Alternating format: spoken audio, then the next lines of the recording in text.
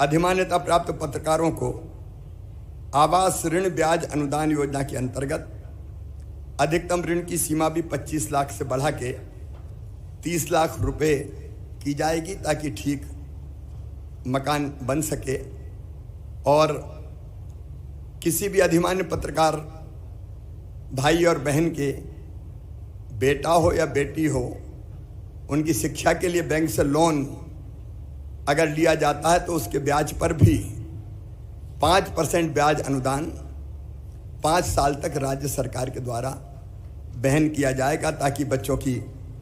पढ़ाई की तरफ हम लोग ध्यान दे सकें। छोटे शहरों और कस्बों के पत्रकार साथियों को आवश्यकता के अनुसार, क्योंकि आजकल डिजिटल युग है, इसलिए भोपाल में डिजिटल तकनीकी का प्रशिक्षण दिलाया जाएगा और इसमें माखनलाल चतुर्वेदी राष्ट्रीय पत्रकारिता और संचार विश्वविद्यालय का भी सहयोग लिया जाएगा और इसकी संपूर्ण व्यवस्था जनसंपर्क विभाग ही करेगा। एक बात और मेरे मन में है, पिछले दिनों भोपाल में हमने 2 पत्रकार कॉलोनी बनाई, उनके लिए ज़मीन आवंटित की थी। मैं जहाँ जाता हूँ जिला स्थानों पर भी और स्थानों पर भी पत्रकार मित्र मिलते हैं और वो ये कहते हैं कि एक पत्रकारों के लिए कहीं ज़मीन का आवंटन हो जाए या कोई कॉलोनी की व्यवस्था हो जाए। माननीय सर्वोच्च न्यायालय के फैसले के कारण कुछ कठिनाइयाँ बीच में आई है, लेकिन हम रास्ता निकाल कर जहाँ ऐसी हमारी सोसाइटी है उनको, पत्रकारों को, सोसाइटी को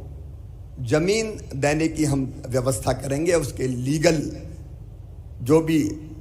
रास्ता होगा वो निकाल के,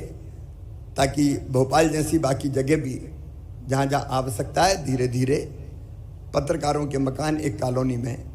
बनाने की व्यवस्था की जा सके। और एक बात और मैं कह दूं अंत में, फिर हम लोग अनौपचारिक चर्चा करेंगे, मिलेंगे, कि इस चुनाव के बाद भी हम ही रहने वाले हैं, लेकिन ये सब चीज़ें पहले ही पूरी कर दूंगा मैं, और बाद में भी इसको आगे बढ़ाने का काम भी हम ही करेंगे। एक बार मैं फिर आप सब मित्रों का, पत्रकार मित्रों का हृदय से स्वागत करता हूं और अभी मैं अनौपचारिक चर्चा के लिए आपके बीच में उपस्थित रहूंगा। तो मंच की और नीचे की कोई व्यवस्था ठीक नहीं है, हम एक ही स्तर पर रहें, इसलिए मैं सीधे आपके बीच आ रहा हूं। धन्यवाद।